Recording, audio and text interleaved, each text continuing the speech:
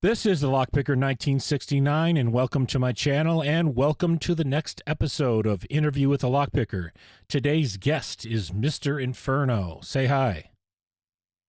Hello there. So, where are you from? I'm from a little place in New York called Poughkeepsie, right Okay. at the Hudson Valley. Have you lived there your whole life, or? Most of my younger half, probably about the first 15 years. Then I moved up to Catskill, and Oh, then from there I joined the Marine Corps and went everywhere else. So okay. And then you came back to Poughkeepsie? nope, never came back, never went back. Oh, okay. Where are you living now then? In Arkansas. Arkansas. Okay. All right. Does your name have a meaning, or, how is your name significant? Mr. Inferno. It was a nickname given to me after an incident on a job. Um, we were, I was an arborist at the time, climbing trees, doing a big, huge lot clearing for a farmland. And when with the logs all get hauled off and all the debris, all the branches get piled up and burned. Well, somebody, unbeknownst to anybody who was on the crew, decided to throw some gas on the pile to make it a little warmer out there because it was midwinter, and it's kind of understandable. But you light these bonfires by going into the center of them and and you throw down a flare in the middle of it, and the whole thing burns up nice and evenly. Well, I was dead center of the thing, dropped the flare, and then next thing I knew, whoosh, and the whole pile was gone. I was still standing there. I looked like I just got pulled out of a steamer, and yeah, it was kind of neat. I was very lucky to be in the dead Yeah. center of it Yeah. um, because everything blew away from me. And yeah, everybody after that, I looked like Constantine walking out of hell. Did it? Okay, now here's the question. Did anybody capture that on video for you? Unfortunately, no. Now that would have been But my something. reputation amongst arborists was quite real after that. Okay. So I think rather than talking about how you got into lock sport, you're a locksmith. So tell us about how you got into becoming a locksmith. Well, I went through life after the Marine Corps, 4 years of learning how to destroy everything. And I decided to dedicate the rest of my life on learning how to rebuild. Um, Okay. Basically, I went from trade to trade, mastering each one as I went along. Spent anywhere from 3 to 5 years in each trade, starting with electrician, plumbing, carpentry, uh, roofing, metal fabrication, blacksmithing, and as you get more and more under your belt, the more and more you feel you need to know, Hmm. and it just drives you further. And then watching YouTube with my wife, saw this one episode of Lock Picking Lawyer, and Okay. it was the one where this kid had lost his key to his bike lock and called a locksmith, and they had a little spat and about the lock picking lawyer could pick it and blah blah blah. So the locksmith cut it and made a bet with the kid that he'd get his money back if the lock picking lawyer could pick it faster than he could cut it. Long story short, lock picking lawyer cut it or got it open in half the time that the guy took to cut it, and um he made a statement that kind of sat with me for a very long time. There is no locksmith that has the time to actually take the time to learn how to pick a lock correctly, Hmm. which actually is true. And so the whole devil's advocate, what if, Yeah. popped in my head. What if I could do that? Yeah. What if I could be that guy? And that's what I strove for. I busted my ass. I worked my ass off towards it. My wife got me my first set of lock picks on my birthday that year, What what and kind it's what kind were they? AliExpress's best. Okay. I had a set of Gozos. Yep. Okay. Hmm. Humble beginnings. Humble beginnings. Okay. Hey, got to start somewhere. So, what transitioned you from? So you figured lock picking could be a useful skill with being a locksmith, but what jumped you into lock sport though? How did that come into the mix? Well, watching the videos, it started off watching Lockpicking Lawyer, and then McNally popped in there on my For You page, and then this one thing popped up on my For You page, big bright colors, the whole nine, picking time, Mm-hmm. and I'm like, what's this? Yep. And I jumped in there, and I said hi, and they said hi back, and the video actually said hi back, and I'm like, wow, this is actually pretty damn engaged. Yeah. Yep. Mm, No, it's and honestly, the people and Lady Locks, she gave me the instruction on how to get in there, and I took the ring and took it where I could. very cool. Um, that was an amazing show, and it had an incredible stretch. I know she's continued to do her own thing, and that's an amazing show too that she does. So, picking time was definitely kind of an original first thing that really came out. I mean, there were people that did things where they had multiple people, but nothing like that. There was nothing like picking time. So that was definitely a first in the community, I think. So Yeah, I learned a lot from it. It yeah, really there was there it wasn't just someone talking at me through a video. It was an yeah, actual interaction yes, where I would have questions and get real answers, and immediately that's what too. You get you it get your really made. yeah, you get your answers quite immediately. So Yeah. very cool.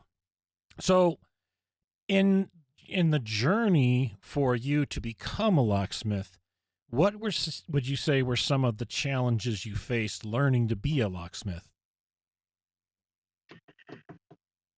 Um, let's see. Oof.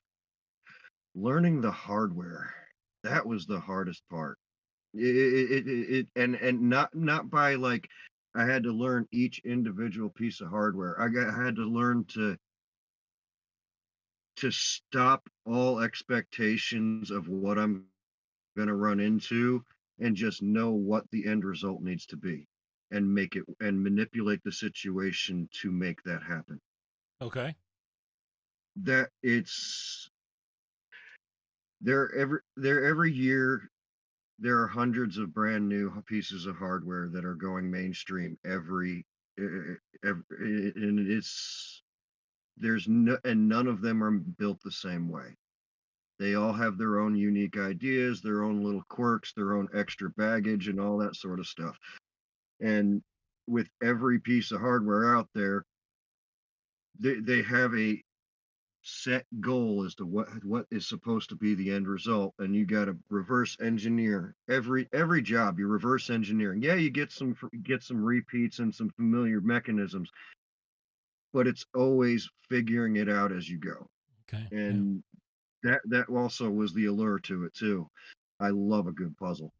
You know what I find So interesting is a definite. I would imagine that the hardware familiarity and the constant change, that's something that remains constant in that industry. What I find interesting, anyways, is that since getting into lockpicking, for me, it was back in 2020. Um, since getting into it, at first there seemed to be a very limited selection of tools and so forth we could get our hands on. And that in the last maybe even 2.5 years, maybe 2 years, has just exploded to being so many different choices in both in the market, both from commercial companies as well as personal ones. So, wow, I mean, to come into Locksport today, it's such a different experience and so many choices to make. Absolutely, because the innovation through crowdsourcing is so Yeah, much more than innovation through a gate kept society. yeah, Um, you add more minds to the pot, you're going to end up with more ideas. It's just how it works until it gets too big, and then everything gets blurred. But at a certain point, you get your peak innovation, and it yeah. just explodes. I think this community has managed itself very well. It has its quirks here and there, but ultimately, we as a community stick together and we support one another, and that's really what makes it probably one of the most amazing communities I've ever been involved in, anyway. But so I'm going to go back a little for that matter. What how were you introduced or how did you get into the community? So you got into becoming a locksmith, you learned lockpicking because you felt it would be a useful skill, and then you saw, picking time and got into Locksport. Did you get into additional pieces of the community, like Discord and Facebook and so forth? And how did you get into those if you did? Lady Locks gave me the links to it, gave me the invite.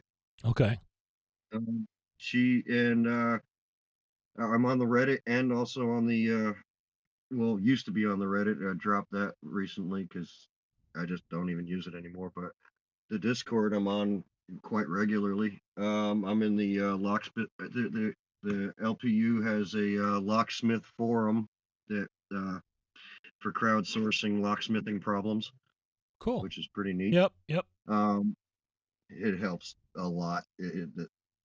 Without it, I wouldn't be where I am. Okay. Is there but anything? Okay, go ahead. Sorry. but yeah, the LPU, they were definitely a key in helping me out with figuring out what to do, how to do it, and being able to just listen to all the different ideas and piece them together Yeah, in my own fashion made everything possible. yeah. So, is there anything about yourself that you'd like our audience to know that they don't, or you don't think they do?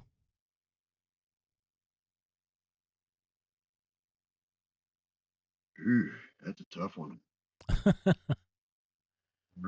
Let's see. Well, I'm a fabrication specialist, Okay. not necessarily a locksmith. What I can do is I can take an object and I can recreate it. I can reverse engineer it and rebuild you another and build you a brand new one right next to it.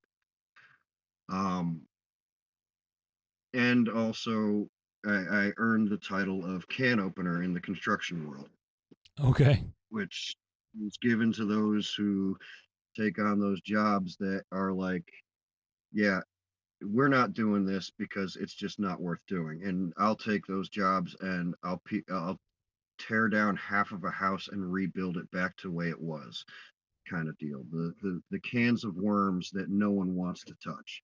Okay. And that's pretty much what I did. That's cool. So let's steer back to the Locksport community again, real quick. Um, Mhm. what you mentioned to me that you make challenge locks? Can you talk about that? Well, challenge locks, the LPU gave me a taste of it, and I really liked it. And I, I I liked it to the point where I wanted to get more into it. And I don't mean any disrespect to the LPU or their standards, but what they view as a challenge lock is only just the tip of the iceberg. There's Hmm. so much more, Oh yeah. and you can modify the physics of the lock by playing with the size of the chambers, by playing with roughing up the edges a little, rounding this or carving a little bit there, it just Sure. and using nothing but standard pins, I could make somebody's life a nightmare. I you know I It is. there's a lot of what I would call challenge lock artists. These are people who are very gifted at making them, give a lot of thought into what goes into it, and some are just downright evil. One that comes to mind to me is um, Jay Gabriel, hands down Good the friend. most evil challenge lock maker there is, and for good reason. Hey, he helped me out on the American Inferno series. Okay, So, cool. out. We had a meeting of the minds on it, and Oh yeah. along with Loki, gave some tidbits on it as well. Okay. And oh boy, it's So it the was fun to watch its prototype go out. okay. So that was a success. I'm taking it then. People, it was well received. The prototype. Lots of cussing. Okay. All right. So all right. So I want to ask your YouTube channel. What was your original reason for creating it? um, I got a bunch of. I started it actually a couple of years before the before I even got into the lock sport. Um, Putting on forging videos that I would send to my family and friends for my blacksmithing stuff, and a bunch of videos of my kids. Okay. Um, and then it just kind of I started doing public videos with the LPU, and now it's just hey, if you want to see if it can be done, watch it. You Okay. just see the possibilities. So And honestly, those who come. Those who don't, I'm not there to be somebody's dancing monkey. I'm just it's just there. yeah. So is that the future of your channel though? You're going to continue to do more of that? Pretty much. If you Okay. want to see it, you want to see it. If you don't, you don't. I Yep. mean, it's Yep. Take it or leave it. just my little voice out there in the void. Oh, yep. I gotcha.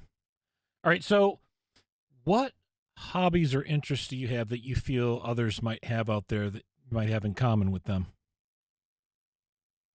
I'm a gamer. Okay. What kind of games? and RPGs, Skyrim, Elder Scrolls, the entire series, the whole Fallout series, including Fallout's 1 and 2. Okay. Um, just video games mostly, and I do like the original Nintendo classics. Okay. Now, you play those with your kids? Yes, Okay. my Cuz you son can actually whoop some butt in some Oblivion, I tell you what. that's cool. Always fun. So, you mentioned to me about a lock picking wall. Can you elaborate on that? I have a wall that is every unique victory from my field experience. The ones where I get to keep it at least. Um, they vary from I've got everything up there from a Abloy Enforcer with a Sentry core in it up there to a Corbin Master Ring padlock. I've got a KS-21 uh, IC core padlock with a Cormax in it. I've got an Ingersoll up there with the Medico in it. Cool. I mean, it's there's all different kinds and unique ones, weird ones like the 192 Fusion that Master Lock. It's Okay. actually a pretty decent pick too. Hmm. Um, 4 pin, but the keyway is so tiny and it's got security pins. Oh wow. Yeah, it's the M2 keyway, so it's half the size of the M1 keyway. Okay. So it's a lot more. You damn near need a paper clip to pick it with. Okay. It sounds like a uh no. Sorry. That's a little bit too tiny for me. You also mentioned one of your interests was in mentoring. I've been teaching a few guys at the work. Um, One of the guys I work with, he's taken quite a bit of interest. Um, I don't like holding on to this information. I don't believe that it Sure. was meant for us to receive information and die with it. I think it was meant to be Sure. passed along. Yeah. Um, so every bit of what I learn, I want everyone around me to learn. It's lonely at the top, and I want other people to join me. Cool. Very cool. All right. Here's the one that we get to that usually people have their list. Do you have any thank yous that you'd like to give to any other lock sporters, or are there any that you would like to mention of note in the community? Actually, I do. Um, well, Lady Locks for introducing me to the LPU and to Definitely. this wonderful community. Definitely. Um, Lock picking lawyer for even putting the idea in my head and inspiring the idea of being something that didn't exist at the time. Yep. Um, McNally for showing me what's possible. Okay. Which just seeing the fact that it's possible that open doors. Okay. Um, Got Migby lock bothering. Yeah. He best custom pick maker I've ever seen, and also a damn good picker at that too. He made Definitely. me a piece that I hold, I cherish to this day. It is amazing. Nice dimple pick. Cool. Yeah. Left hand Loki. He's definitely a he gave me my competition. He was my rival. He So spurred you on. and yes, he did. It was great. It just it gave me that it made it I made it turned it into a game. It was great. Very The cool. more I learned, the more I could get an edge, and then he would have that edge right back, yeah, it was great. We brought out the best in each other. I swear it. That's good. Um, Lock Chuck for teaching me the world of disc detainers. Hmm. That that was a whole different ball game. Yeah, I had to relearn from the ground up. And Jay Gabriel for teaching me the evil ways. He's the mad Yeah, scientist. yes, he is, and he's great at it. I made him a T-shirt and put on there Mad Challenge Lock Scientist and sent it over to him. So And also, I have to thank Nix. Nix, he spent hours trying to teach me how to pick a Primus, and he has the patience of a saint. Yeah, I didn't get it, very cool. but Very cool. I tell you what, that man put so much effort into what I did, what I was doing, and I did eventually get it about a year later after that, but still, it was memorable, That's cool. and I look forward to paying it forward to whoever needs help with whatever they need help with. Very cool. That's what's cool about this community. Anybody else?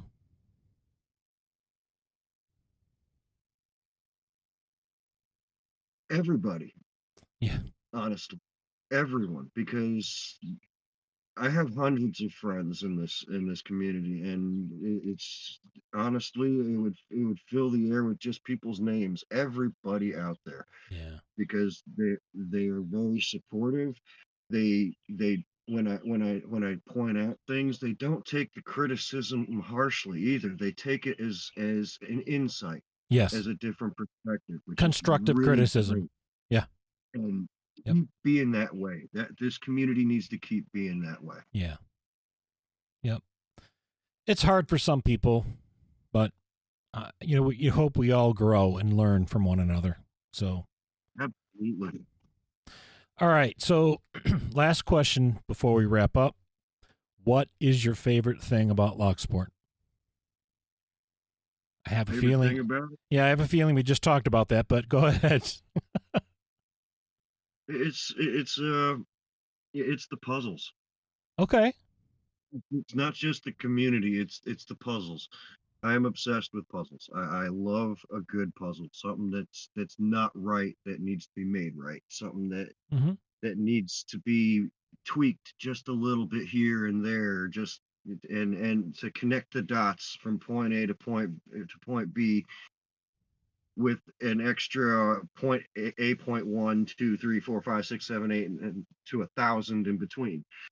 It it's the journey through it. It's a dark hallway that is completely cluttered, and you one by one turn on each of the lights Hmm. as you look into it and do it and learn it more, and you navigate better through it.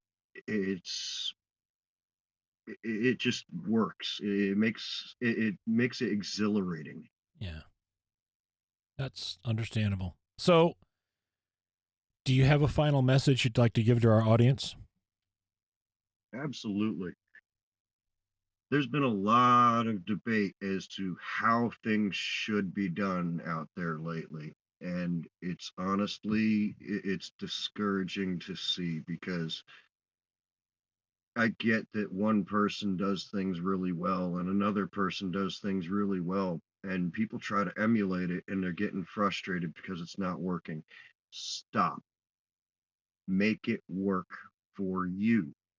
You have to make things work for you. You are not that person. You don't have the same hand strength. You don't have the same length fingers. You don't have the same shaped Sure. or textured skin. Every factor plays in, and you just have to make it yours. Yep.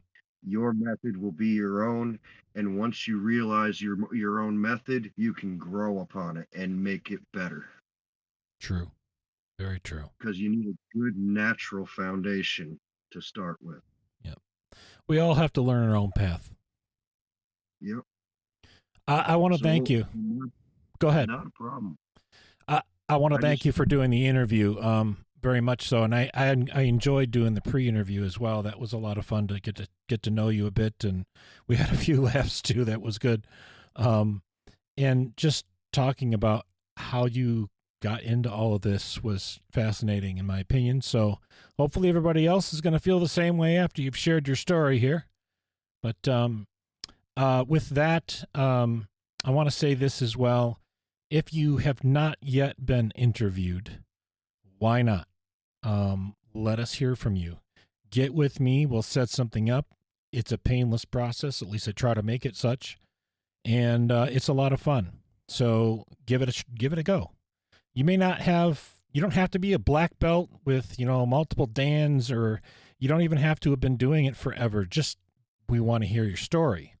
Everybody sees your name out in the forums and everywhere else, but we don't know your story unless you've done your interview. So let's hear it.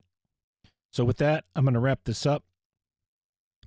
If you are a subscriber, thank you. If you are not yet a subscriber, please hit that subscribe button, turn on notifications and all, and hit like on the video. And thanks for listening.